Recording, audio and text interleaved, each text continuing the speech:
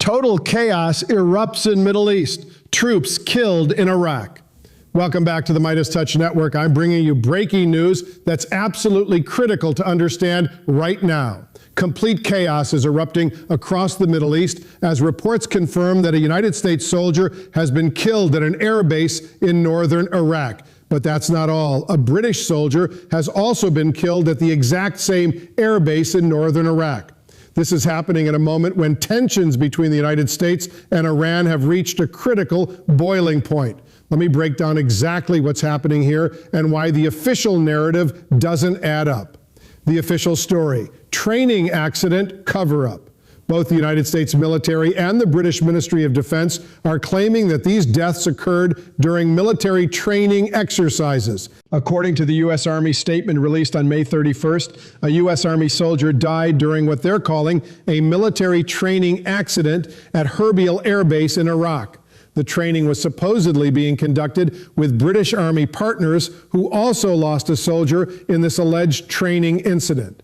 The British Ministry of Defense released their own statement saying, "It is with deep regret that we can confirm that a training accident occurred in northern Iraq on Sunday, May 31st, 2026. But here's where the story becomes absolutely suspicious. These training accidents occurred at the exact same location and at the exact same time that Iran was retaliating against the United States for violations of the ceasefire. Iran had targeted areas in northern Iraq, specifically likely Kurdish positions.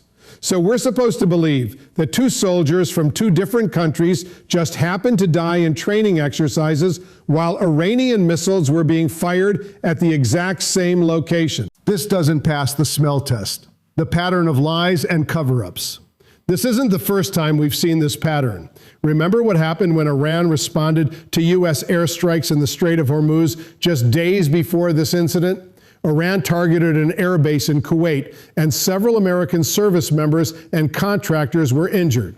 What did the military claim? They said the injuries weren't caused by Iranian drones and missiles. No, they claimed it was caused by falling debris in the area. Stop the lies. Stop the cover-up. We need to get at the truth of what's happening here.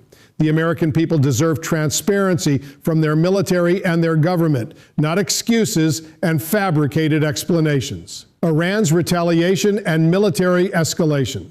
Meanwhile, the IRGC Navy has claimed responsibility for a cruise missile strike on the MSC Sarissa, describing this as retaliation for the U.S. military strike on an Iranian vessel called the Lean Star in the Oman Sea. The IRGC released a video moments ago claiming that the MSC Sarissa is American and Zionist-owned. This is part of a broader pattern of escalating military actions in the region. Iran has also announced that it is suspending all talks and negotiations with the United States. This is a major development that shows how close we are to a wider conflict in the Middle East. A senior military official in Iran has announced that in the event of a ceasefire violation by Israel in Lebanon, an established order in the Strait of Hormuz will also prevail in the Bab el-Mandab Strait in the Red Sea. This is a direct threat that could impact global shipping and international commerce. Trump's failed peace diplomacy. Now let's talk about what Donald Trump has been doing to address this crisis. Trump has been claiming that he's negotiating a peace agreement with Iran, but his actions tell a completely different story. He's been saying the same thing since early March, that he's close to a deal, that he's negotiating peace, but meanwhile, tensions continue to escalate and military incidents continue to occur. Trump recently claimed that he had conversations with both Hezbollah and Israeli Prime Minister Benjamin Netanyahu, and that he convinced them both to stop shooting at each other. He posted on social media, "I had a conversation with Bibi Netanyahu asking him, don't go into a major raid of Beirut, Lebanon. He turned his troops around. Thank you, Bibi. I also had a conversation with representatives of leaders of Hezbollah, and they agreed to stop shooting at Israel and its soldiers. Likewise, Israel agreed to stop shooting at them." But here's the problem. Both Netanyahu and Hezbollah have denied that any such ceasefire agreement exists. Netanyahu posted that nothing has changed and he's still going into Beirut and southern Lebanon. Hezbollah rejected the ceasefire proposal that Trump claimed existed as completely unacceptable. So we have Trump making claims about peace agreements that both sides are saying never happened. The Axios leak and psychological warfare. Then Trump leaked information to Axios through reporter Barak Ravid, claiming that he had told Netanyahu during a phone call, "You're crazy. You'd be in prison if it weren't for me. I'm saving your ass. Everybody hates you now. Everybody hates Israel because of this." But this could be more psychological warfare by Trump, trying to make it appear that he's attacking Netanyahu when in fact they're still coordinating behind the scenes. The leak itself has caused significant damage to diplomatic efforts and has provided ammunition to those who want to view the United States as weak and desperate for a deal. Mark Levin, Trump's propagandist on Fox News, immediately came out and claimed that the leak was a violation of federal law and provided support to the Iranian regime. He's demanding an FBI investigation into who leaked the story. But let's be honest. The same people are leaking to Barak Ravid constantly, every 6 hours, in my opinion, and they're manipulating markets and diplomatic efforts in the process. Israeli hardliners reject Trump's ceasefire. Meanwhile, Israeli hardliners are openly rejecting Trump's narrative. Israel's finance minister Smotrich posted, "It's either us or them. There is no middle ground. We are killing the idea of a Palestinian state." Israel's National Security Minister Ben-Gvir posted directly to Netanyahu, "Mr. Prime Minister Netanyahu, you said that a strong prime minister tells the President of the United States yes when possible and no when necessary. This is the time to tell our friend President Trump no. Now is the time to do what is required and necessary to strike Hezbollah, to unleash the hands of our fighters, and to restore security to the north." So we have Israeli government officials directly contradicting Trump and saying that they will not follow his directives. This shows that Trump's influence is far more limited than he claims. Iran's response and threat escalation. Iran's lead negotiator and parliament leader has responded to these developments with a clear warning. He posted, "In my conversation with my brother, President Nabi Berri, I affirm that if the Israeli aggression against Lebanon continues, we will not only halt the path of negotiations, but we will also be in direct confrontation with the enemy. Long live the resistance, long live the defenses of the land, and long live the brotherhood between the Lebanese and Iranian people." This is a direct threat that if Israel continues military operations in Lebanon, Iran will enter into direct military confrontation. This could trigger a much wider regional conflict that could draw in multiple countries and cause tremendous loss of life.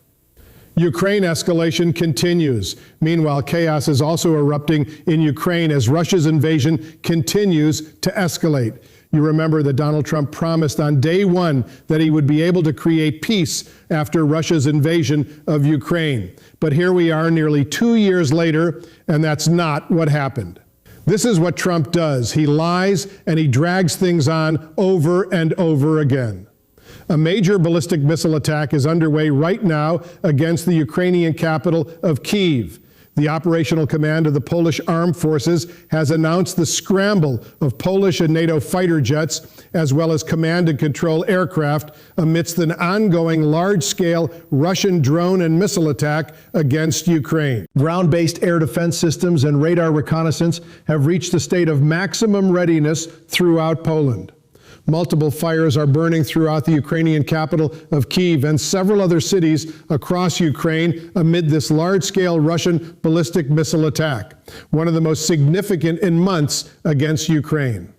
This shows that Trump's promised quick peace deal for Ukraine has also failed to materialize. MAGA Republicans blame Democrats instead of addressing real threats. Meanwhile, MAGA Republicans are returning to Capitol Hill, and they're blaming Democrats for the failures in foreign policy. MAGA Republican Congressmember Mast claims that Democrats are more dangerous than Iran to the United States. He posted, "The number 2 threat aside from the IRGC is this. It is Democrats in the House of Representatives. They are the second biggest Iranian proxy. They are doing everything that they can to prevent the president from reaching a long-lasting peace for decades to come with Iran. This is absolutely absurd. Instead of addressing the real military escalations happening in the Middle East and Ukraine, instead of questioning Trump's failed diplomatic efforts, they're blaming Democrats for everything. This is political theater while the world burns. The bigger picture. Let me step back and give you the bigger picture of what's happening here. We have a situation where, 1, U.S. and British soldiers are being killed in Iraq under suspicious circumstances that the military is trying to cover up with claims of training accidents.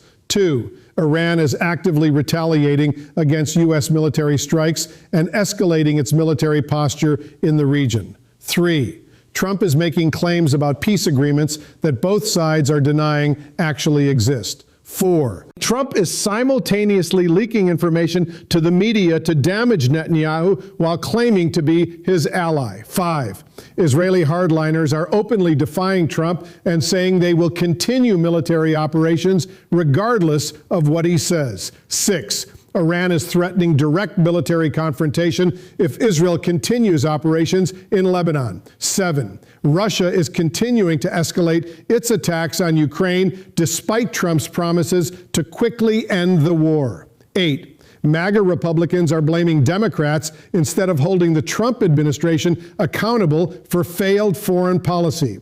This is a recipe for disaster.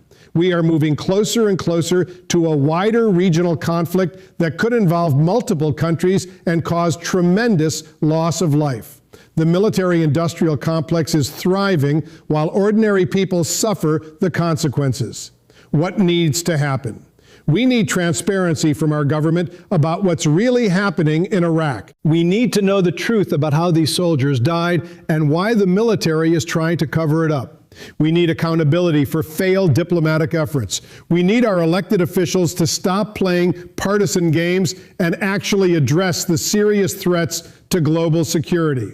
Most importantly, we need to demand that our government pursue genuine diplomatic solutions rather than military escalation. Every dollar spent on weapons is a dollar not spent on healthcare, education, infrastructure, or helping ordinary Americans who are struggling. Thank you for watching this critical update on the escalating crisis in the Middle East. We're committed to bringing you the truth that mainstream media won't report. Please hit subscribe to stay informed about these crucial developments. Help us continue to grow and spread independent journalism. Double check that you're actually subscribed. We appreciate your support. If you love this video and want to support independent media, unlock exclusive content, ad-free videos, and custom emojis by becoming a paid member of our YouTube channel today. You can also gift memberships to others. Let's keep growing together and demanding accountability from our government. This has been a critical moment in history. The decisions made in the coming days and weeks could have profound implications for global peace and security. Stay informed, stay vigilant, and keep demanding the truth from those in power. Thanks for watching the Midas Touch Network. We'll see you in the next video.